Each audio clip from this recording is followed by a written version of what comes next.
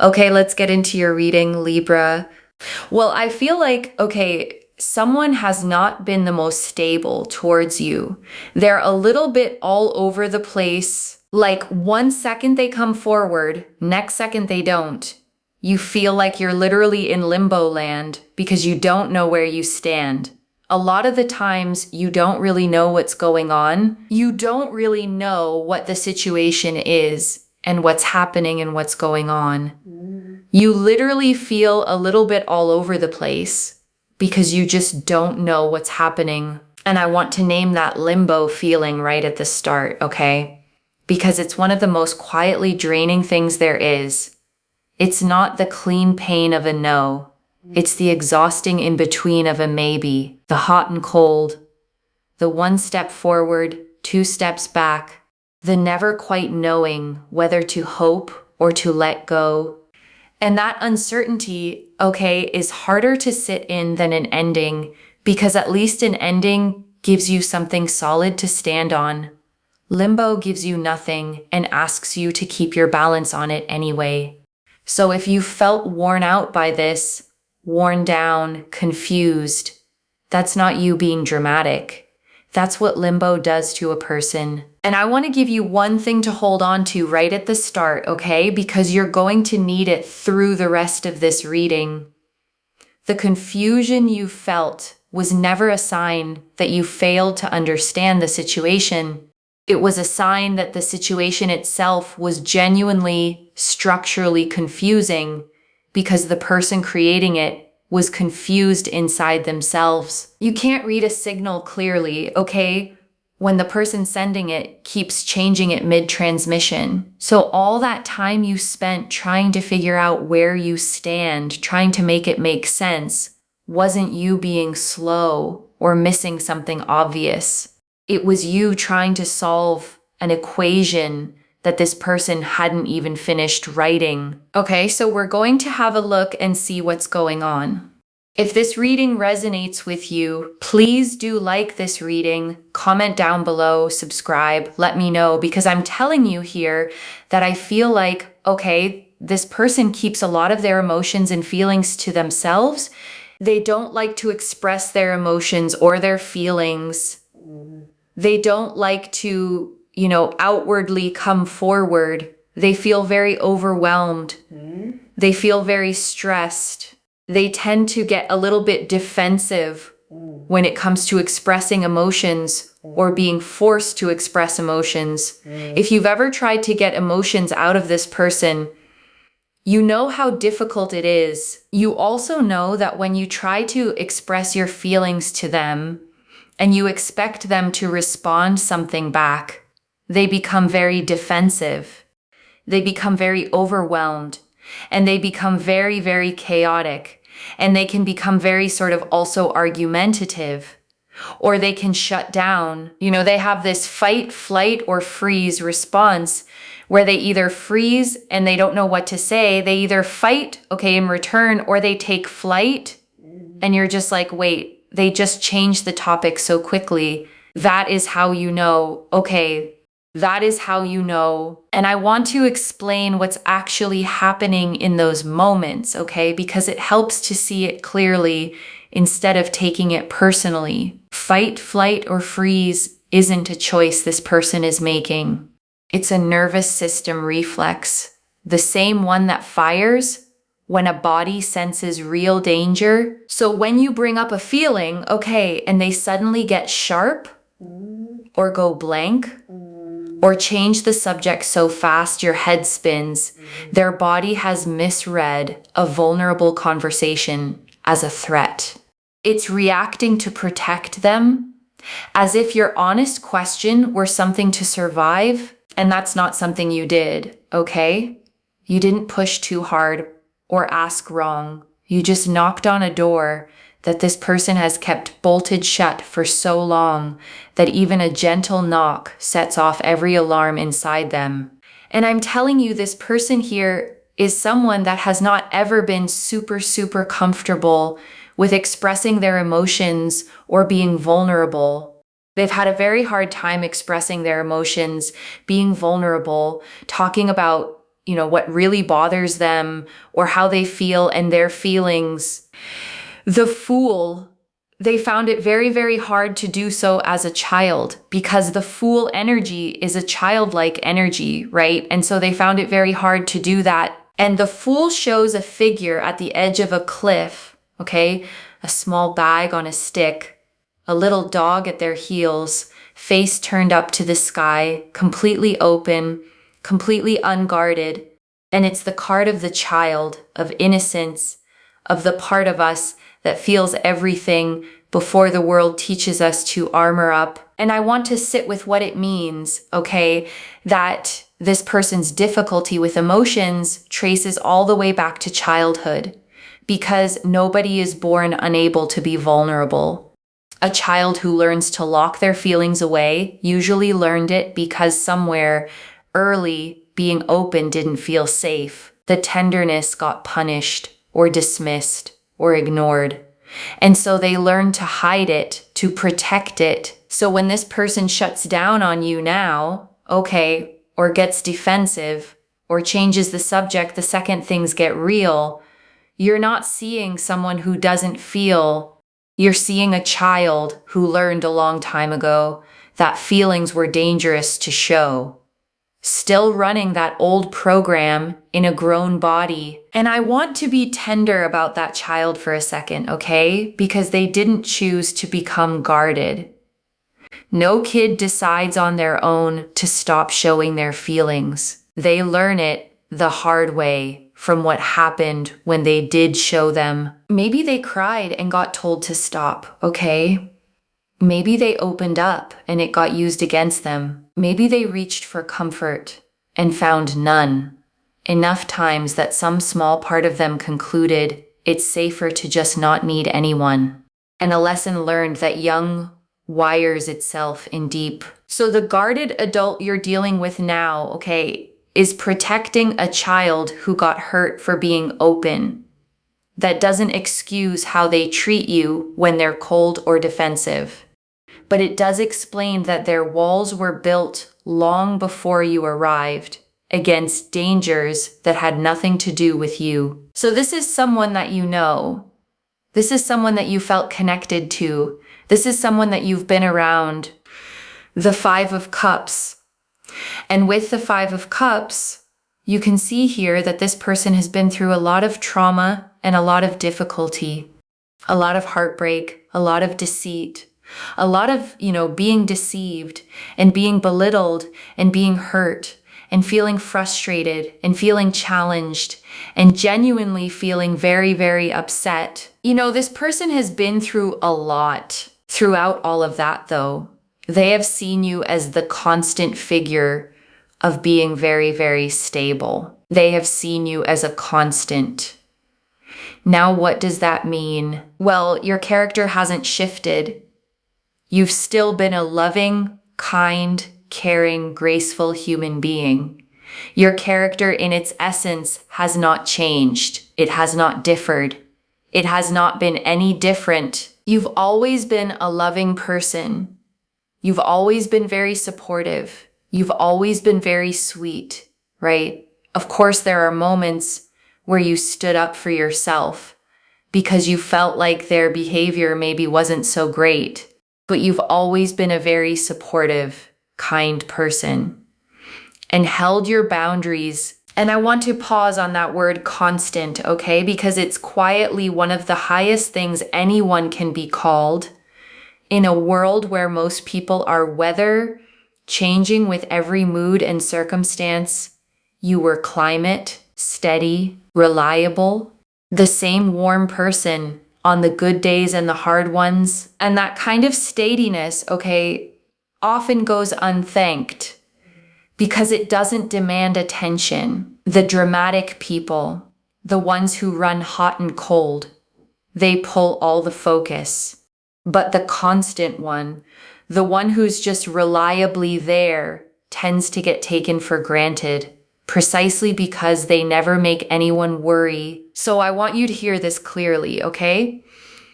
The fact that your steadiness didn't get noticed sooner wasn't because it didn't matter. It's because you made it look easy. and people rarely thank you for the burden you carried gracefully. But this person is noticing now, and your constancy is exactly what they can't stop thinking about. And the Five of Cups, okay, shows a cloaked figure standing with their head bowed, 3 cups spilled on the ground in front of them, but 2 cups still standing upright behind them. And it's the card of loss, of grief, of staring so hard at what went wrong that you can't see what's still standing right behind you. And that's this person exactly, okay, so lost in the spilled cups of their past that for a long time, they couldn't see the 2 full ones still standing there, which is you, the constant, the stable one who never spilled at all. And so they've realized that, throughout their chaos and everything they're dealing with, their chaos has been to do with themselves, not to do with you. The Six of Swords. Okay, so the Six of Swords here shows that sometimes, they move away from you and sometimes they come towards you. But they've realized that your behavior has always been the same. It's them that has been chaotic. And it's them that has been sort of thinking about, the past pain that they've been through, which has overwhelmed them.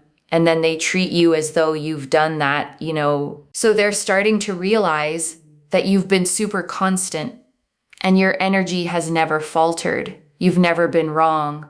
You've not done anything wrong in this situation at all.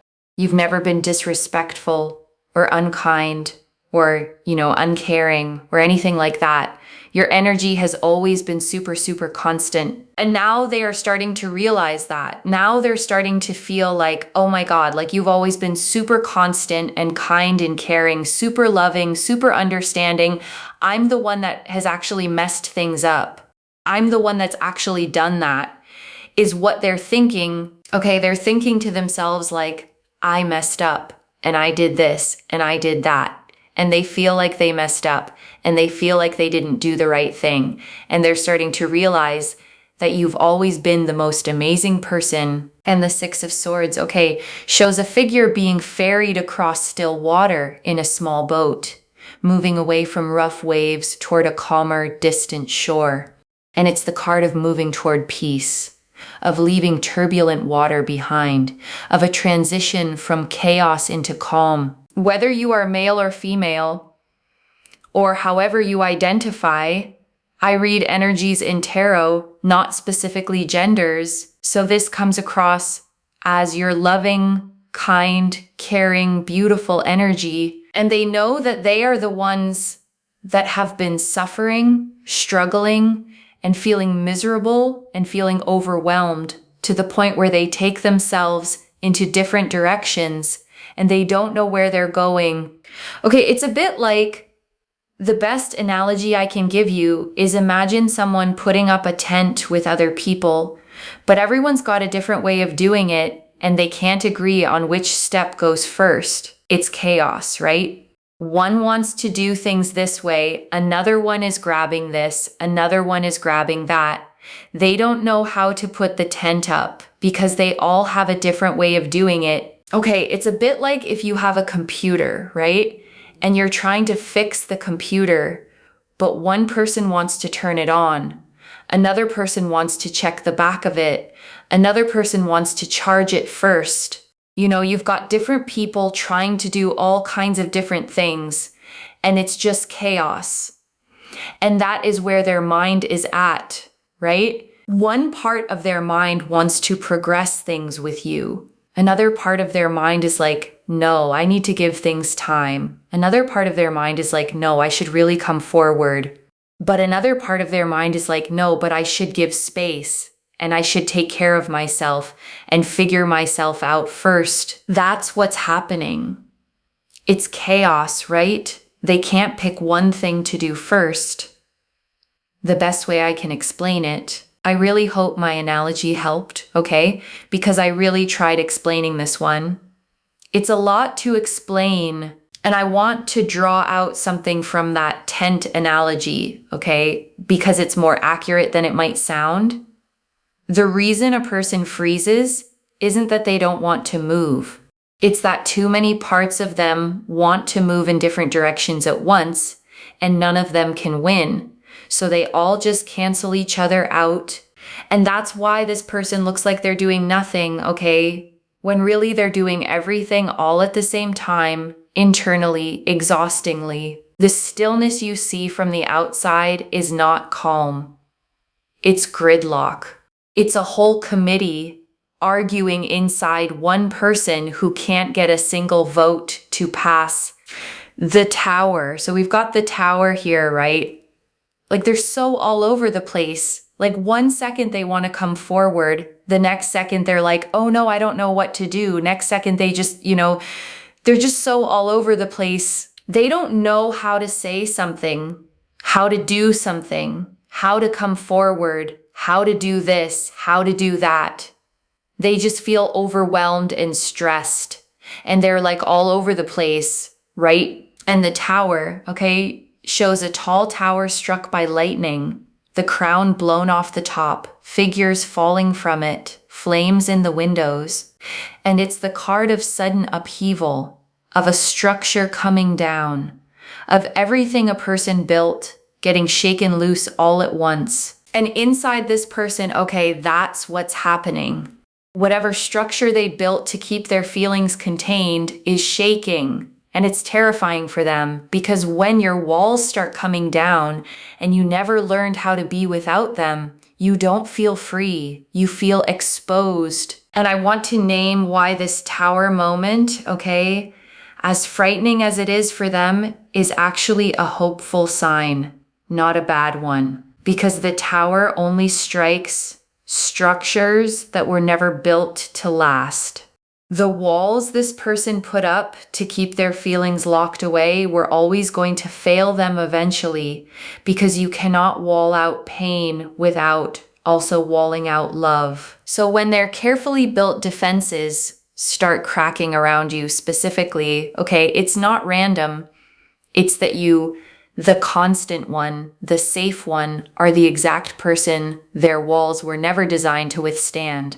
Something about your steadiness gets past the defenses that keep everyone else out, and that terrifies them, okay? Because being truly seen by someone safe is the one thing a guarded person both craves and fears most. The tower coming down means you reached something real, and now they have to decide whether to rebuild the wall or finally let someone in. The Queen of Wands, the Page of Pentacles, and the Eight of Cups. So we've got here the Queen of Wands, we've got here the Page of Pentacles, and we've got also the Eight of Cups. What's really significant and very, very strong here is that 1 second they want to come forward, the next second they don't want to. 1 second they feel like, yeah, I should come forward because you're so amazing. Then, and then they stop themselves. We really need to look a bit more into this because I really feel here what is going on. And the Eight of Cups, okay, shows a figure walking away from 8 stacked cups under a moon, heading off alone into the mountains. And it's the card of leaving, of walking away from something to go search for something deeper. And paired with the Queen of Wands, all that fire and confidence, and the Page of Pentacles, the slow, careful new beginning, you get the whole push-pull, the part that wants to stride toward you, and the part that keeps walking away to think.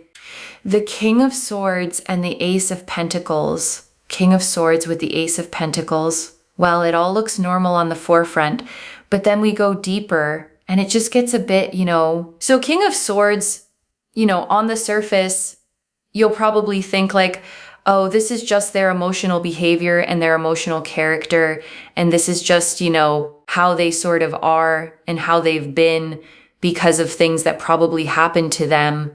But then we dig deeper and we have an angel here that's guiding us in a direction that's quite powerful. And the King of Swords, okay, sits facing forward on his throne, sword upright, a clear sky behind him, butterflies carved into the stone, and he's the card of clarity, of truth cutting through, of finally seeing a situation exactly as it really is. And here's the deeper truth the King of Swords is cutting to, okay?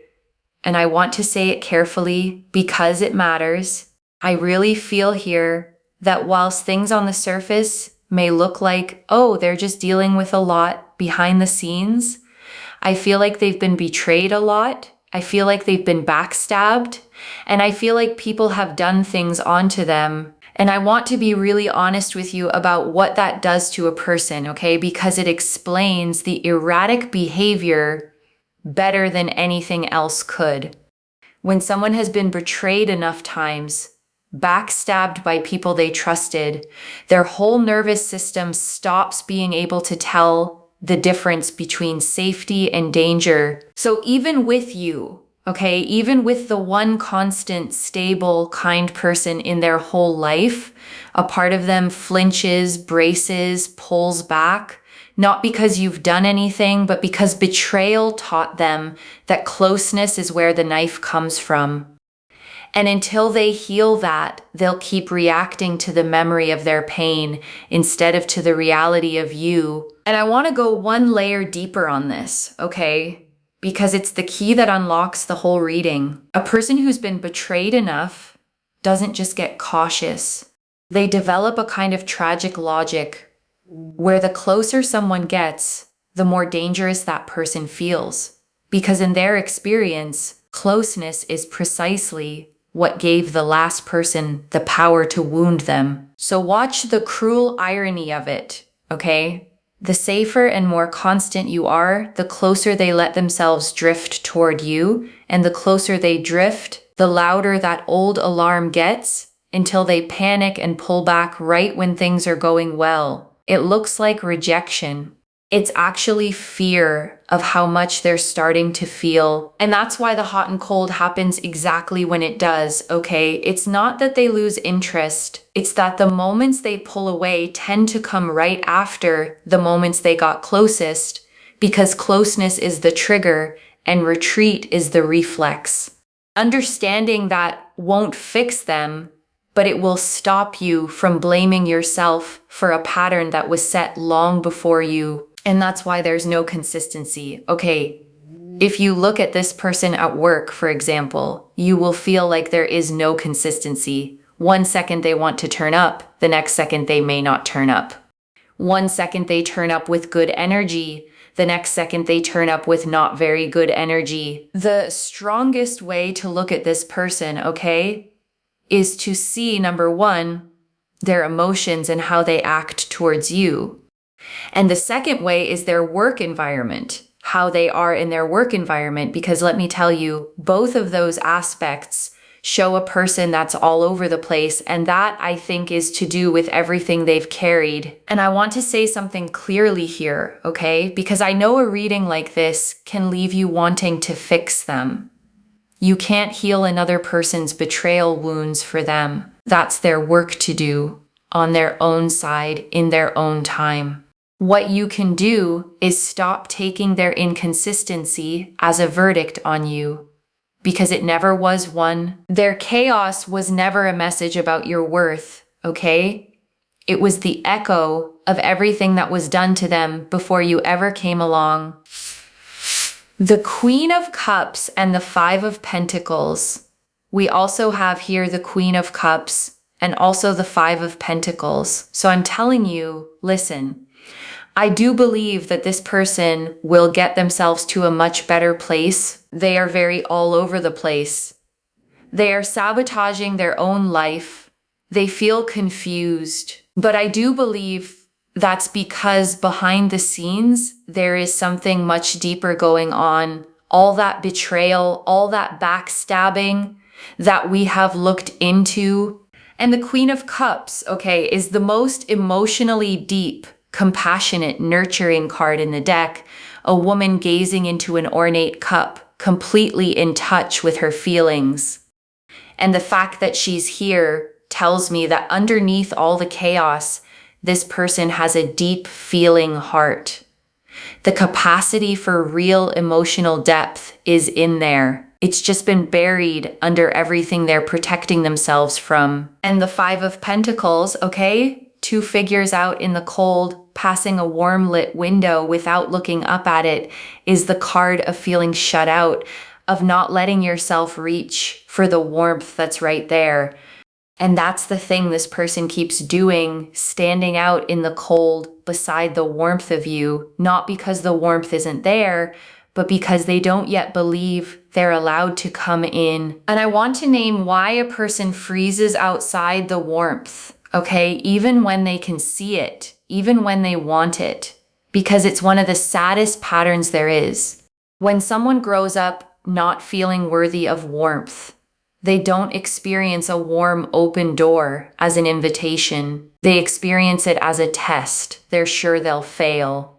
Or a kindness they're sure they'll ruin. So they stay out in the cold, okay? Not because they don't want to come in, but because coming in would mean believing they deserve to be inside. And that's the exact belief their whole history taught them to doubt. And I tell you this, okay?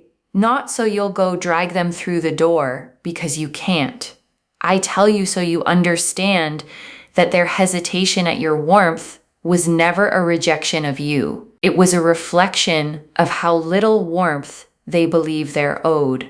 And the day they finally let themselves in will be the day they start believing they're worth it, which is work only they can do. And before I close this out, I want to gather up what the cards said, okay? The first, their inconsistency was never about you, loves. The Five of Cups and the Six of Swords both showed it.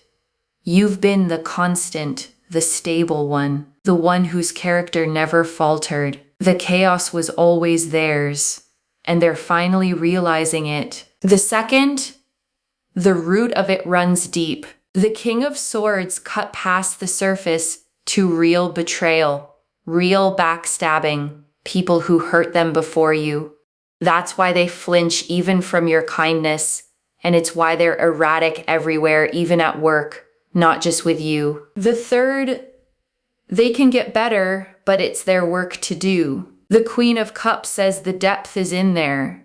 The Six of Swords says calmer waters are possible, but you can't row that boat for them. Your job is to stop reading their chaos as a message about your worth, and to keep your own warmth without freezing out in the cold, waiting for them to come in. And I want to answer one more thing, okay? Why this reached you now? Because the limbo had started to make you doubt yourself. You'd started to wonder if you did something, if you were too much, if their pulling away meant something was wrong with you. And it doesn't, okay? And you were meant to hear that plainly. You were the constant. You were the stable one. You were never the chaos. You were the calm they couldn't yet let themselves receive. I don't pull the Fool, the Five of Cups, the Six of Swords, the Tower, the King of Swords, the Queen of Cups, and the Five of Pentacles, all telling this same story by accident. This is already clear, okay?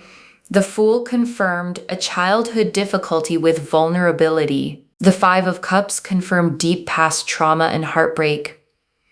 The Six of Swords confirmed they now see you were always the constant one. The Tower and the Queen of Wands, Page of Pentacles, and Eight of Cups confirmed the push-pull chaos. The King of Swords confirmed the deeper truth, real betrayal underneath it all.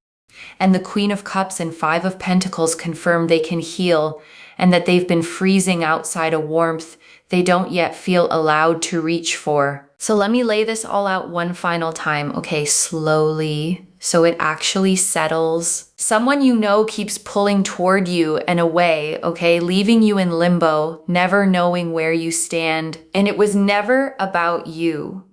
You've been the constant, the kind one, the stable one, the whole time. Their chaos is theirs, rooted in real betrayal and old wounds that taught them closeness isn't safe. And they're starting to see it now, starting to realize you never wavered, starting to feel like they're the one who messed up.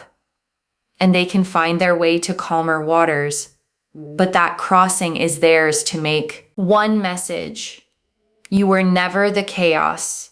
You were the calm they didn't yet know how to come home to. If this resonated, loves, let me know in the comments what hit hardest. And if you haven't already, Subscribe to Moonveil Tarot, like this reading, and I genuinely read every comment, even the ones I can't always reply to individually. Your story becomes part of the reason this reading keeps finding the next person who needs it too. Wherever you're watching this from, okay, I want you to actually feel this settle in before you go. You have spent so long, okay, trying to read someone who kept changing the signal, leaning in, then pulling back, warm, then cold.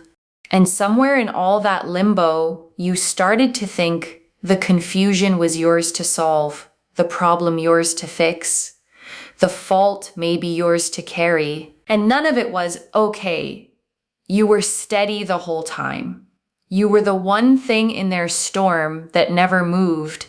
And the fact that they couldn't reach for you was never a flaw in you. It was the depth of a wound in them that had nothing to do with you at all. So stop standing out in the cold, okay? Waiting for them to open a door only they can open. Keep your warmth, keep your steadiness, and let them do the crossing to calmer water in their own time, while you go on being the beautifully constant person you have always been. Take care of yourself. Bye, loves.